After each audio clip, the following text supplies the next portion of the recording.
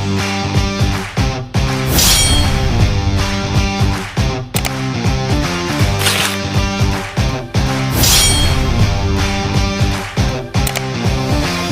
also had to pull my hard yards.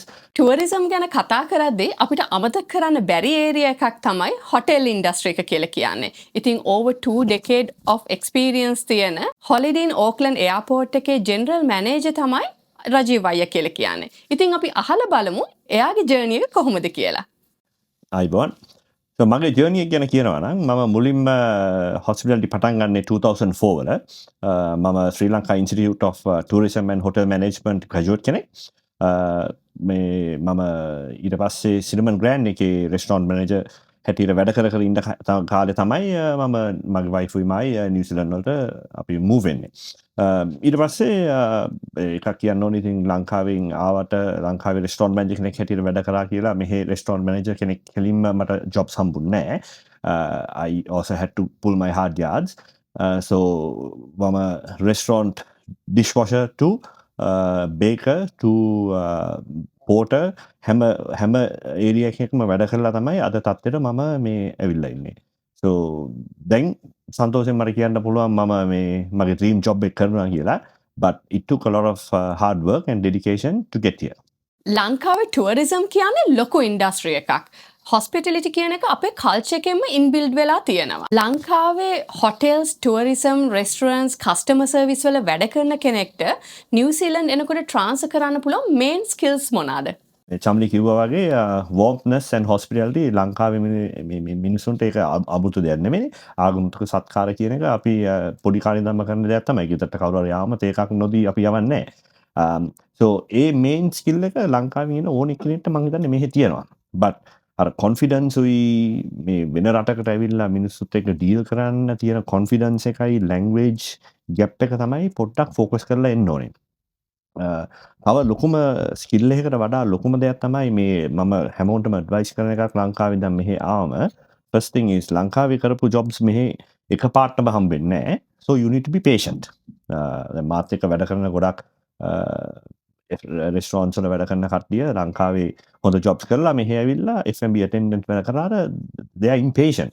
සමහර වෙලාවට it pays well if you are patient and if you wait for the right opportunity. So skills කරින් බැලුවම ආපහු ලංකාවෙන් අයට අමුතුවෙන් skills එකක් ඕනේ. මම දන්න සාමාන්‍යයෙන් මට ශ්‍රී ලංකන් කෙනෙක්ව hire කරන්න මම දෙපාරක් හිතන්නේ නැහැ. මොකද මම දන්නවා ඒගොල්ලන් hard working. මම දන්නවා ඒගොල්ලන්ගේ reliability and මේවා. But only thing is අපේ තියෙන එකම advice එක ඇවිල්ලා you need to be patient. ඇවිල්ලා මාසයෙන් manager roles හම්බෙන්නේ නැහැ. So you need to be patient. Covid කාලේ රියල් එස්ටේට් සයිඩ් එකේ අපි නෝටිස් කරපු දෙයක් තමයි හොස්පිටලිටි ඉන්ඩස්ට්‍රි එකේ වැඩ කරපු අය ගැන බැංක් කෝෂස්ලි බලාගෙන හිටියා. ඉතින් ඒ කාලේ ඇතුලේ හිටපු කෙනෙක් විදියට ඔයා කොහොමද ඒ සිටුේෂන් එක දැක්කේ? සහ දැන් ඔයා හිතනවද කොන්ෆිඩන්ස් බිල්ඩ් වෙලා තියෙනවා කියලා ඉන්ඩස්ට්‍රි එක ගැන? චම්ලි ඔයා කිව්වා වගේ ඉතින් කොවිඩ් කාලේ ඒක අමතක කරන්න පුළුවන් කාලයක් නෙමෙයි. හොටෙල්ස් ඇත්තටම අපිත් වැඩ කරේ මාර ස්ට්‍රෙස් එකකින්. මොකද මේ uncertainty. We didn't know what was going to happen. And මේ වගේ දෙයක් අපි කවුරුත් මුණ දීපු එකක් නෙමෙයි ඉන්ඩස්ට්‍රි එකට. But overall hospitality history එක බැලුවොත් එහෙම hospitality කියන ඉන්ඩස්ට්‍රි එක world war වලත් that's one industry that went down but it came up. So the positive thing is even after COVID the industry in New Zealand or globally has bounced back. Obviously pre-COVID 2019 ගානටම තාම මේ ඇවිල්ලා නැති වුණාට arrivals but hospitality is doing very well. To talk about lending criteria මම හිතන්නේ මේ Covid කාලේ banks වල තිබ්බ ලොකුම ප්‍රශ්නේ තමයි මේ හොටෙල්ස් වල වැඩ කරන කට්ටියට කොහොමද ජොබ්ස් අන්සිකියුරිටි එක තියෙන්නේ. මටත් ඒ ප්‍රශ්නේ ඇති වුණා. මොකද මම ගේ ගන්නකොට මටත් ලෝන් එක අප්‍රූව් වුණේ up to 80% විතරයි. ඉතින් ඒ කාලේ එහෙම වුණාට දැන් ඉතින් ඒ ප්‍රශ්නේ නැහැ. So ප්‍රශ්නෙට මේ හරිය උත්තරයක් කියනවා නම් මම හිතන්නේ hospital industry එක දැන් back to normal තමයි. ගොඩක් අය කියනවා නිව්සීලන්ත ඉකොනොමි එක හරිම ටෆ් කියලා. හැබැයි අදටත් නිව්සීලන්ත කියන්නේ ලෝකේ තියෙන ලස්සනම ටුවරිසම් ඩෙස්ටිනේෂන් එකක්. ඉතින් ඔයා හිතන විදිහට ටුවරිසම් පැත්තෙන් ගත්තාම මොනවාද පොසිටිව් සයිඩ් එක විදිහට තියෙන්නේ? ඔව් තමනි මම ඉස්සලා කිව්වා වගේ මේ ටූරිසම් කියන්නේ වටන්න පුළුවන් ඉන්ඩස්ට්‍රියක් නෙමේ. ග්ලෝබලි බැලුවත් හැම මේ ඒරායකම මොකක් හරි එකක් තිබ්බම ඉතින් පොඩ්ඩක් සෙට්බැක්ස් තිබ්බට ටූරිසම් කියන එක මේ කවදාකවත් නැති වෙන එකක් නෙමේ. මම සෑහෙන ඩේ ටු ඩේ අපේ හොටෙල් එකට එන ටූරිස්ට්ලත් එක මම කතා කරනවා. මේ අපි මොනවද ඒගොල්ලන් මේක කියන්නේ හැමෝම කියන්නේ මේ the beauty the scenic of New Zealand ඒව ඇවිල්ලා මේ මිල කරන්න පුළුවන් experiences නෙමේ. So වෙලා ලංකාවේ නිවසිලන්ඩ් වල වෙනස තියෙන්නේ මෙහි චූටි දියල්ලත් ලස්සනට ලොකුවට මැප් කරලා මාකට් කරලා දිනවා. ටූරිසම් මාකටිං පැත්ත බැලුවොත් එම මෙහි සෑහෙන විදියට මේ they focus on marketing the small things that they have. Scenic routes මේ Christchurch in the Queenstown no matter what time of the year you drive that drive is better than the last drive you drive. ඉතින් මේ වගේ දැන් මම ටූරිස්ට්ලත් එක්ක කතා කරනකොට මේ වගේ නැචරල් ඒවා බලන්න තමයි ගොඩක් කැමති. මොකද මේ New Zealand is known for safety, it's known for the picturesque scenic views, and obviously it's a safe place to travel. And apart from being far from everywhere else in the world, it's the hospitality industry will never die in New Zealand. මොකද emails 1000ක් විතර එනවා අපිට දවසට. මේ වෙලාවේ AI ගැන ලොකු ඩිස්කෂන් එකක් තියෙනවා. ජොබ්ස් රිප්ලේස් වෙයිද කියලා හිතනවා. හැබැයි හොස්පිටැලිටි ඉන්ඩස්ට්‍රි එක ටිකක් ඩිෆරන්ට්. තාමත් මිනිස්සු ඇට්මොස්ෆියර් එක, ෆුඩ්, කස්ටමර් සර්විස්, වෝම්ත් එක එක්ස්පෙක්ට් කරනවා. ඉතින් ඔයා හිතන්නේ ෆියුචර් එකේ හොස්පිටැලිටි වල තියෙන හියුමන් එලිමන්ට් එකට තියෙන වැලියු එක වැඩි වෙයිද? ඔව් ශම්ලි දැන් ඉතින් හොස්පිටැලිටි කිව්වොත් ඔයා මේ ඔයාගේ අන්තිම ට්‍රිප් එක කල්පනා කරලා බැලුවම ඔයා ගිහිල්ලා මොකක්ද ඔයාට හොටෙල් එකේ ගිහිල්ලා නිවාඩුවක් කරලා ඉවරනාම ඔයාට memorable stay එක ඔයාට මතක තියෙන experience එක the connections you had with the staff ඕවා තමයි ඔයාට memorable stay එකට වටින්නේ මේ but AI වලින් අපි කරන්නේ ඇත්තටම මමත් සෑහෙන AI use කරනවා මේ මම හිතන්නේ බොහෝ දුරට මේ AI වලින් මිනිසුන් මේ වැඩ කරන කට්ටියව replace කරයි කියලා සමහර roles replace වෙනවා අපි දැන් උනත් අපි revenue management එතකොට forecasting ඔය ඒ හැමදේටම අපි AI පාවිච්චි කරනවා but එහෙම කරා කියලා අපි AI වල 100% reliant නැහැ මේ but again මේ දෙන suggestion එකට අපි මේ අපි human touch එක දාලා අපි වෙනස් කරනවා for example අපි rates ඔක්කොම මේ monitor කරන්නේ AI system එකකින් so hotel rates AI system එකකින් monitor කරනකොට ඒගොල්ලන් follow through clicks බලනවා එතකොට plane landings එතකොට number of Google search ඒ ඔක්කොම monitor කරලා තමයි අපිට rate එක adjust කරන්න මේ suggestions දෙන්නේ. ඉතින් ඒ වැඩේ human කෙනෙක් කරනවා නම් ඒක සෑහෙන සතියක් විතර යන වැඩක් යට. මේ ඉතින් AI පාවිච්චි කරේ නැත්නම් hospitality එකට අපිට ඇත්තටම we are setting ourselves for failure. So AI use කරගෙන for example hotel එක booking එකක් කරලා guest කෙනෙක් hotel එකට message එකක් එවුවම සමහර වෙලාවට human කෙනෙක්ට ඒක miss වෙන්න පුළුවන්. මොකද emails 1000ක් විතර එනවා අපිට දවසට. but AI system එකෙන් AI අපිට තියෙනවා නම් මොකක් හරි platform එකක් ඒ එන email එකට generic email එකක් reply කරන්න ගොඩක් අය කරන්නේ එහෙම තමයි. එතකොට at least the guest doesn't feel left out. so අන්න ඒ වගේ AI එක පාවිච්චි කරලා ඉස්සරහට යන එක තමයි අපි කළ යුත්තේ. so අර final human touch එක human warmth එක hospitality එකෙන් අයින් කරන්න බෑ. නමුත් important thing එක ඇවිල්ලා how we endorse AI to make the customer journey better. ඉතින් the final thing is AI will make hospitality different, but අපේ පැත්තෙන් it's how we use AI, but the core is to make sure that the guest satisfaction remains. New Zealand වල hotel industry එකට ගොඩක් ශ්‍රී ලංකන්ස්ලා join වෙනවා. but ගොඩක් අය ඉන්නේ junior Rolls වල. ලීඩර්ෂිප් රෝල්ස් වලට, එක්සිකියුටිව් රෝල්ස් වලට, මැනේජ්මන්ට් රෝල්ස් වලට යන ප්‍රමාණය හරිම අඩුයි. ඔයා හිතන්නේ ඒකට හේතුව මොකක්ද කියලා? ඔව් තමයි කිව්වා වගේ දැන් මමත් ওই ප්‍රශ්න ගැන මේ සෑහෙන හිතුවා. මොකද මේ ලංකාවේ ලීඩර්ෂිප් රෝල්ස් වල මේ ඉන්නවා අඩුයි. නැත්තේ නෑ. මම අඳුරන ජෙනරල් මැනේජර්ස්ලා, එක්සරි ෂෙෆ්ස්ලා, එතකොට accountants ලා සෑහෙන ඉන්නවා නිව්සීලන්ඩ් වල. මේ නමුත් majority of Sri Lankans මේ hotels වලට join වෙන්නේ not because they want a career out of hotels. ගොඩක් අය join වෙන්නේ ඒගොල්ලන්ගේ course එක කරනකම් 20 hours වැඩ කරලා part time job එකක් හිටියේ. ඒ hospitality career එකක් හැටියට අපිට මේ join වෙන කට්ටිය සෑහෙන අඩුයි. මේ ඉතින් එතන මේ capability issue එකක් නෙමෙයි තියෙන්නේ. එතන ගොඩක් අය ඉතින් industry එකේ අඩු ඇවිල්ලා මේ අන්තිමට hotel එකකට join වුණාම hotel එකක් ඇතුලේ ගොඩක් අය කතා කරන්නේ food විතරයි. food හරි kitchen හරි ඒවා විතරයි. නමුත් හිතන්නේ තියෙන එකක් තමයි මේ hotel එකක් කියන්නේ හැම industry එකක්ම තියෙන එකක්. හෝටල ඉංජිනේරියන්ද අයිටද හවස්කීපිං සෑහන් මෙ ඒරියස් තියනවා ඉතින් මාතක හොටල්ලෙ වැඩ කරපු ශ්‍රී ලංකන් කෙනෙකින්න දැන්යා ෆයිනන්ස් ඩිරෙක්ට කෙනෙක් මේ ඉතින් ඒවගේ ඇවනු ස්තින බට ඉතින් ෆයිනන්ස් ඩිරෙක්ට කෙනෙක් ෆයිනන්ස් හරි කවන්ටන් හරි කියල කිවම මේ ගොඩක් අහි දන්න මේ හොස්පිටල් කියලා බට ඒවගේ සෑහන් ඔපිනිටස් තියනකත්තමයි හොටල්ලය කියන්නේ මම කියන්නේ මේ ලංකාවිදං එන්න බල ඉන්න කටට හරි හොස්පිටල්ටියගේ වැඩ කරන්න ඉන්න කටට හරි මේ general මැනේජවිල්ලා that's just another post but ඒක විතරක්ම මේ ෆෝකස් කරන් ඉන්න එපා so if you want to be a chef or engineer ඕන තරම් avenues තියෙනවා හොටෙල් එකට but ඇවිල්ලා patiently ඉන්න ඕන. හොටෙල් ඉන්ඩස්ට්‍රි එකේ CVs බලනකොට මොනවාද ඔයා එක්ස්පෙක්ට් කරන දේවල්? First thing CV එකක් බලද්දී depending on what role you are applying for so ලංකාව ඉඳන් එක්ස්පීරියන්ස් ගොඩක් තියෙනවා නම් සමහර වෙලාවට මෙහෙ ඇවිල්ලා තියෙන ඔක්කොම එක්ස්පීරියන්ස් ටික දාලා CV එකක් හදලා යවන එක සමහර විට ඒක නෙගටිව් ඉම්පැක්ට් එකක් වෙන්න පුළුවන්. මොකද ස්ටුඩන්ට් කෙනෙක් හැටියට ඉගෙන ගන්න ඇවිල්ලා අපි කියමුකෝ ලංකාවේ රෙස්ටොරන්ට් මැනේජර් කෙනෙක් මටත් උන මේකක් තමයි අවුරුදු 15කට ඉස්සෙල්ලා මම ලංකාවේ රෙස්ටොරන්ට් මැනේජර් වෙලා ඒක CV එකට දාලා මම මේ ඒක දෙන්න මේ ප්‍රසන්ට් කරාම කට්ටිය කියනවා මේ රෙස්ටොරන්ට් මැනේජර් කෙනෙක් අයියෝ ආපහු F&B attendant කෙනෙක් හැටියට වැඩ කරන්න ඕනේ කියලා. So ඉතින් අන්න ඒ වගේ ඕනට වැඩිය තියෙන qualifications දැම්මමත් සමහර විට ඒක නෙගටිව් වෙන්න පුළුවන් to get into the hotel trade. අනිත් එක තමයි මේ සමහර වෙලාවට relevance එකක් තියෙන්න ඕනේ. දැන් ඔයා apply කරන role එකට හරියන විදිහට ඔයාගේ CV එක හදා ගන්න ඕනේ. So ඔයාට experience බලලා දැන් හොඳම උදාහරණයක් තමයි මම මේ දැන් මාස කිහිපයකට ඉස්සෙල්ලා බලපු CV එකක් මේ night manager role එකට apply කරලා තියෙනවා but night manager experience පොඩ්ඩක්වත් නැහැ. අදිති ඒ වගේ සිටුවේෂන් එකේ මේ ලංකාවෙන්ද කොහෙන්ද කියලා මේ වැඩක් නෑ මේ මොකද මේ ඒ CVs අපි කන්සිඩර් කරන්නේ නෑ.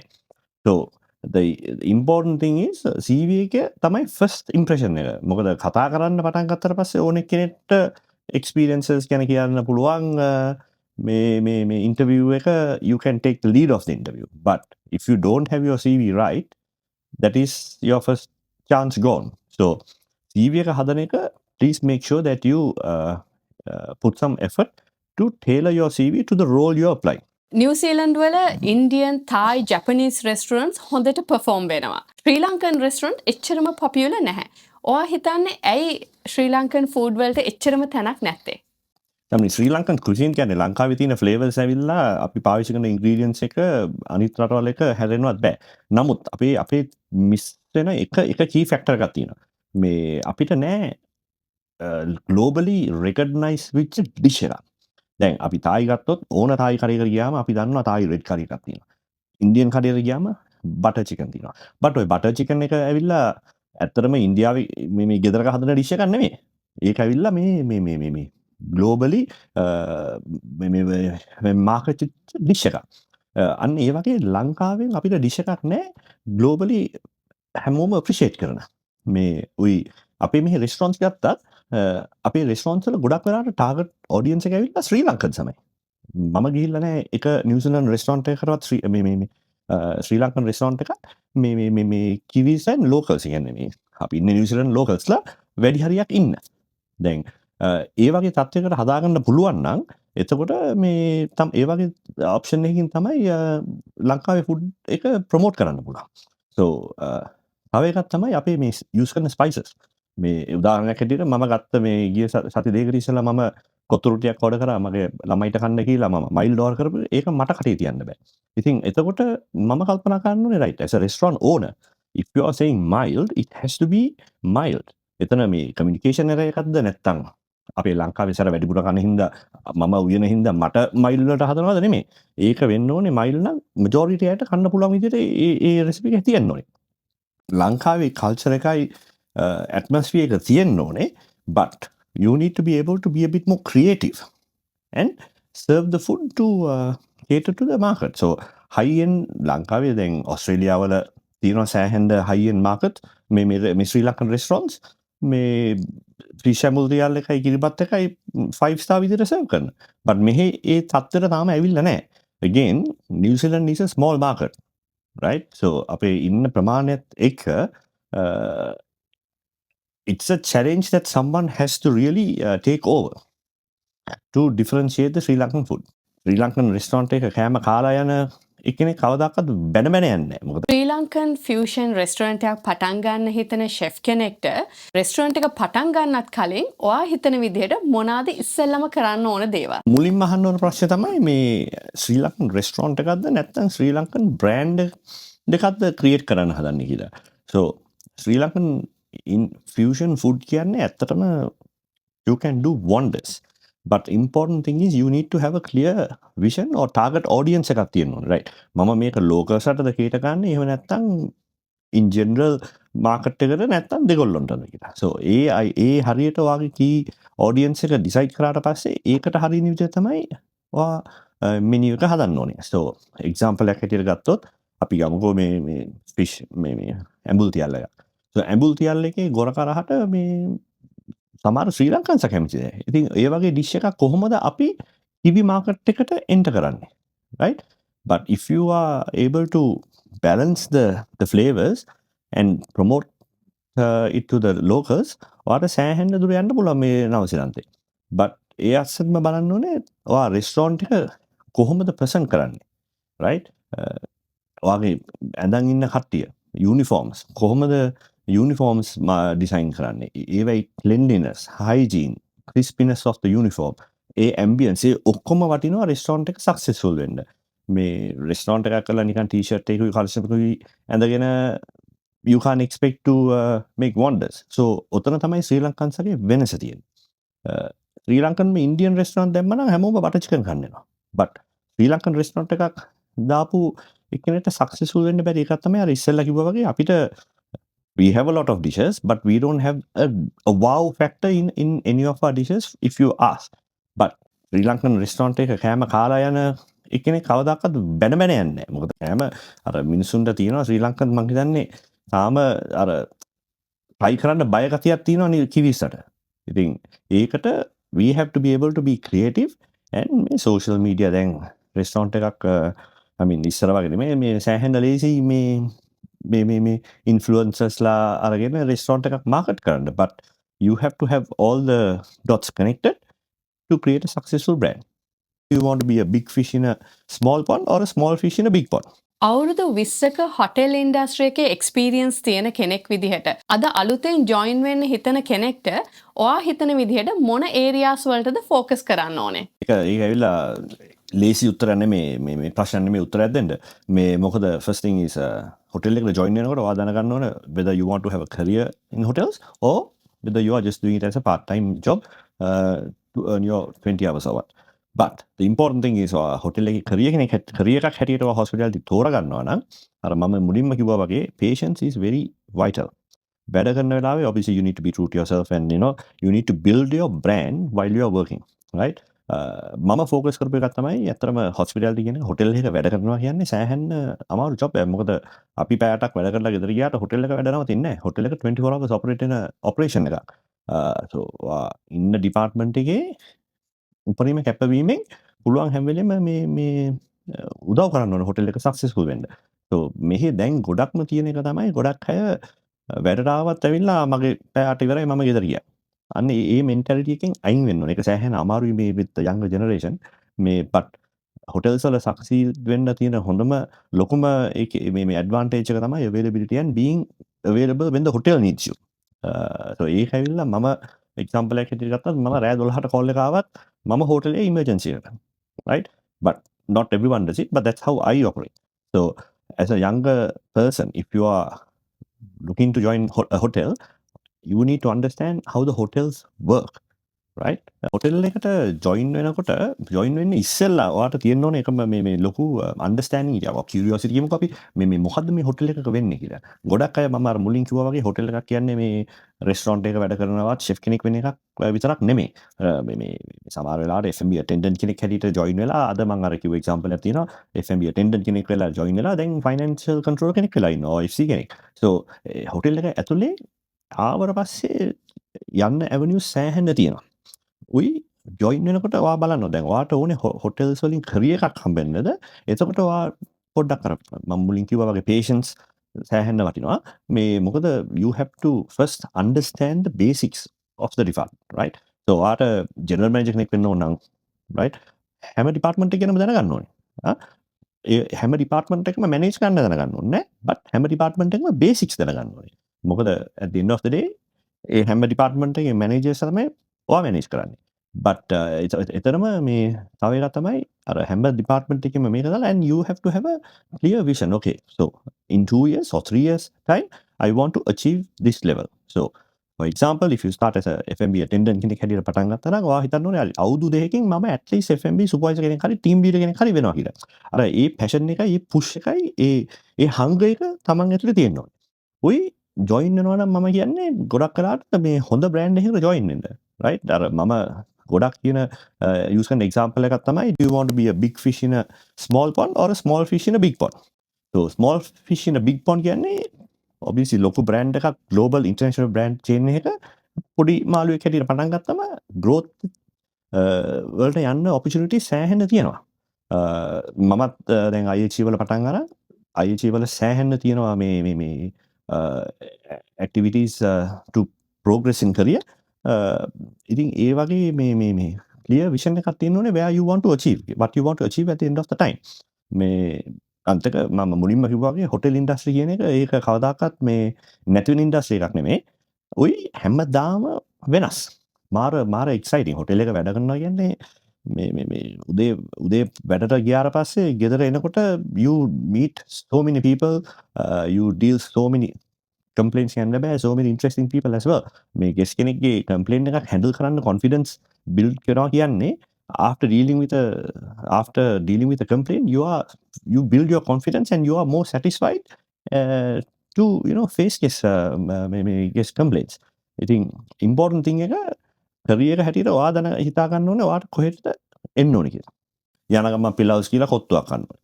ගොඩක් ශ්‍රී ලංකන්ස්ලා කියන දෙයක් තමයි නිව්සීලන්ඩ් වල නයිට් ලයිෆ් එක ලංකාව තරම් එක්සයිටිං නෑ කියලා. ඉතින් හොටෙල් ඉන්ඩස්ට්‍රි එකේ වැඩ කරන කෙනෙක් හැටියට ඔයා හිතන්නේ ඒක ඇත්තද? එහෙම නැත්නම් අපි මේ කම්පෙයාර් කරන්නේ completely different cultures දෙකක්ද? ඒක ඇවිල්ලා මෙහෙමයි ඉතින් ලංකාවේ ඒක මාත් ෆේස් කරපු එකක් තමයි මම දැන් අවුරුදු 2010 වල කියන්නේ අවුරුදු 15කට 16කට ඉස්සරහ මම නිව්සීලන්තයට මූව් වෙන්නේ මටත් ආපු ප්‍රශ්නයක් තමයි ඇයි මේ ලංකාවට වඩා මෙහි නයිට් ලයිෆ් එක බෝඩ් කියලා බෝඩ් නෙමෙයි බෝරින් කියලා. නමුත් අපි බලන්න ඕනේ මෙහෙම එකක් තියෙනවා. ලංකාවේ අපි නයිට් ක්ලබ් එකකට ගියාම අපි යන්නේ අපේ යාළුවොත් එක්ක. අපි ලංකාවේ ජීවිත කාලෙම අවුරුදු 20ක් හරි 30ක් හරි ආශ්‍රය කරපු යාළුවොත් එක්ක තමයි අපි නයිට් ක්ලබ් එකකට ඇතුළට යන්නේ. ක්ලබ් එකකට ඇතුළට ගියාම ඒක ඇතුලේ ටේබල් එකක් තියෙනවා බොටල් එකක් ගන්නවා නයිට් ක්ලබ් එකේ ඉන්න හැම එකම හායි කියනවා. නමුත් නිව්සීලන්ත වලට ඇවිල්ලා අපිට ඒක එක්ස්පෙක්ට් කරන්න බෑනේ. නිව්සීලන්ත වල මේ වෝටර් ෆ්‍රන්ට් එකට ගියාම ලංකාවේ 100ක් හම්බෙන්නේ නෑනේ. එතකොට මේ අපි ඇත්තටම ඒක අපි apples to apples තමයි කම්පෙයාර් කරන්න ඕනේ. ලංකාවේ නයිට් ලයිෆ් එක බලාගෙන නිව්සීලන්ත වලට ඇවිල්ලා නිව්සීලන්ත ඕක්ලන්ඩ් නයිට් ලයිෆ් එක බෝරින් කියන්න බෑ. මොකද නිව්සීලන්ත නයිට් ලයිෆ් එකේ ඇත්තටම ප්‍රශ්නයක් නෑ. මේ නමුත් අර අපේ perception එක ඇවිල්ලා අපි ඉස්සර කල්පනා කරන්නේ right. ක්ලබ් එකට ගිහිල්ලා හොඳට බීලා යන ගමන් පිලවුස් කියලා කොත්තුවක් ගන්නවා. right? මෙහෙ පිලවුස් එකක් නෑනේ. මෙහෙ මම ක්‍රයිස් දැන් ඕක්ලන්ඩ් වල ඇත්තටම කණ්ඩ තැන් හරි තියෙනවා. ක්‍රයිස් චර්ච් වල පාන්දර 3ට ගිහිල්ලා කණ්ඩ තැනකුත් නෑ. ඉතින් බට් එහෙම කියලා මෙහෙ වැරද්දක් හිතන්න බෑ. නමුත් ඉතින් ඒක තමයි රියැලිටි එක. ඉතින් අපි ලංකාවේ කරපු දේ මෙහෙ කරන්න ඕනේ කියලා නියමයක් නෑනේ. so ඒක මම ඉතින් කියන්නේ ඉතින් ලංකාවේ නයිට් ලයිෆ් එක එන්ජොයි කරා නම් ඒක ඉතින් හොලිඩේ එකට ගියාම you can do that but while you are in New Zealand you enjoy what's available here. Tourism ගැන කතා කරද්දී අපිට අමතක කරන්න බැරි ඒරියා එකක් තමයි හොස්පිටල් ඉන්ඩස්ට්‍රි එක කියන්නේ. හොස්පිටල් ඉන්ඩස්ට්‍රි hospital ඇවිල්ලා ඉතින් ඉස්පිරිතාලට යන්න ඕන වැඩක්. නර්ස් කෙනෙක්